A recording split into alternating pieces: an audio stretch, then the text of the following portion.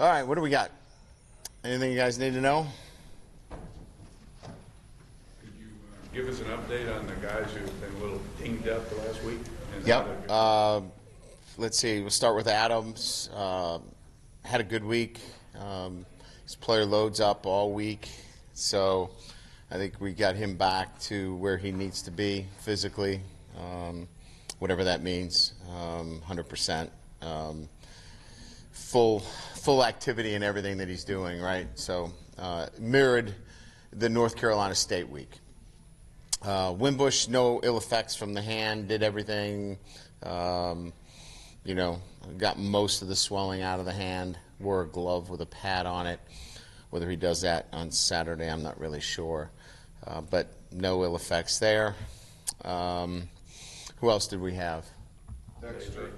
Dexter, better. I don't see him as 100%. He can still definitely help us, but I wouldn't say that he's at 100% yet. Good to go. Got his normal rotation of reps throughout the week. Alizé? Cleared. Alizé cleared. Yes, cleared to participate. Cam is out. We PRP'd him yesterday. We took another image of that hamstring and found some edema in there. Had that repaired yesterday. I'm sorry, you had another question.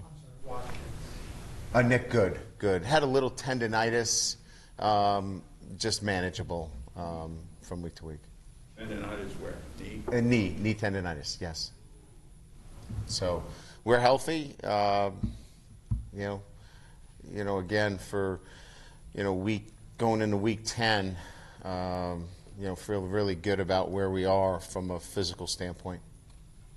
Is Avery Davis the guy that's John Wolford, Malik Rozier in your practices? Or? There's actually we run 3 different quarterbacks depending on what the situation is, because we throw a couple of balls in practice. We don't just throw one football. So Montgomery Van Gorder's over there from some drop back scenarios. Avery and Nolan, one of our other quarterbacks, is over there as well. So we have 3 quarterbacks that are working depending on what the scheme and situation is. All 3 of them are working. What have been your impressions of Avery when he's been in there going against? Pretty good. He's good in live situations when you go and work in an 11-on-11 situation. I've been very impressed with him in 11-on-11. He plays fast. He makes good, quick decisions. I think if you were just playing 7-on-7, he wouldn't be the first guy that you would, kind of go over to. But when it's game and there's 11 guys out there, the ball comes out quick. He makes good decisions. Obviously, he's very athletic. We've been impressed. We have a thing called basics where we run it after the end of practice, where the young players get a chance to run some of our basic plays, and he's been really good in those situations. Last week you mentioned there were distractions and the guys weren't, I guess, fully there on Saturday. I don't know if I said that. Well, you didn't say that, but the distractions part. Yeah. How would you evaluate how this week went as far as distractions go? Well, I think the distractions are always going to be there. I think it's how you handle distractions, and I think my comments were more that our players needed to continue to work on how they deal with internal and external distractions, because they're going to continue to be there. They're going to be there this week and next week against Navy, and the week after against Stanford. And I think that they have done a great job of getting back focused on what's important right now, and that is in their preparation, and they've done a really good job of that. And that eliminates the distractions. Again, I think that they're always going to be there. I think they just did a better job this week of really focusing on what's important.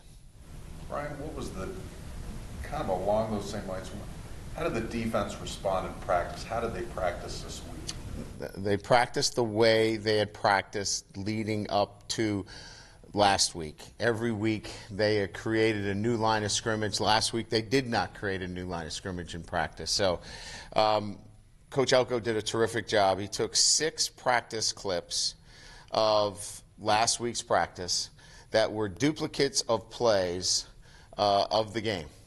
And in those 6 practice clips, you could see that we did not execute very well in practice, and you could see the same 6 plays, how they weren't executed very well in the game. So it was easy to go back to how we prepared, and he was great at showing our players it's in their preparation, and they've prepared very well defensively this week. In terms of atmosphere, what do you expect on Saturday night? Played in Michigan, Clemson, Oklahoma, some pretty live ones. How do you expect this one to be?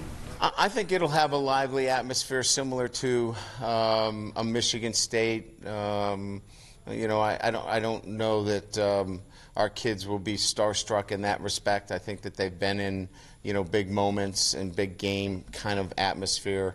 There'll be some nerves and they'll have to settle into the game. But they've been really good at once they get into the game, they've settled in nicely. But there'll be their moments early on that they'll have to settle into it. Do you account for that in play calling ever? Like, hey, let's not make a mistake in this first series. I think that there's always an eye towards making sure that you get your guys settled into the game. And there's some guys in particular, as you know, that are first-time starters that haven't been in that environment. Brian, Without giving away too much. with guys like Chase Claypool has this big game. Sometimes that's kind of the turning point for guys, and other times they kind of get pretty happy with that performance. What did you see from Chase in practice this week? I'm pretty much, I think he's ascending still. He's learning the game continuously. Practice for him is still about understanding how the details matter the most, and he's figuring that out.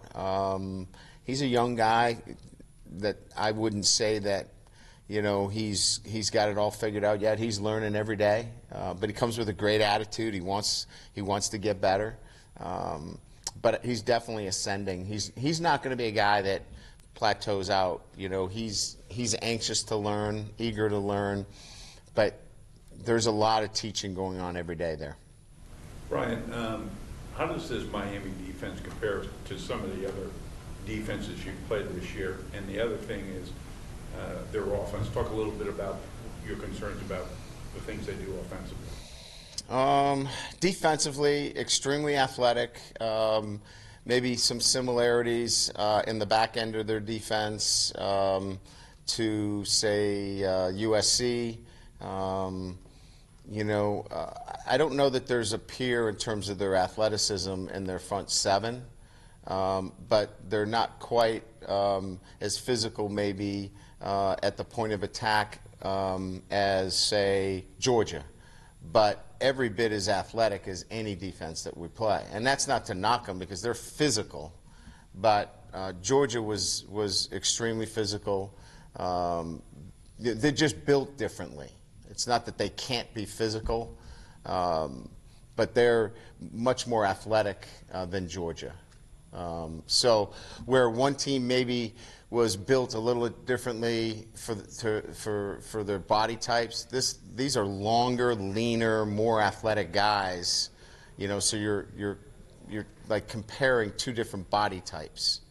But I think in the back end they're a lot like USC and really athletic, can run. Offensively, very opportunistic. Barrios is a guy that concerns us in their tight end.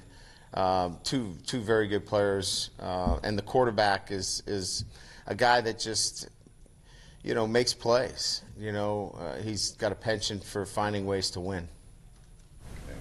No way to simulate the humidity we'll be facing down there, especially after the last few weeks where it's been as cold as it is.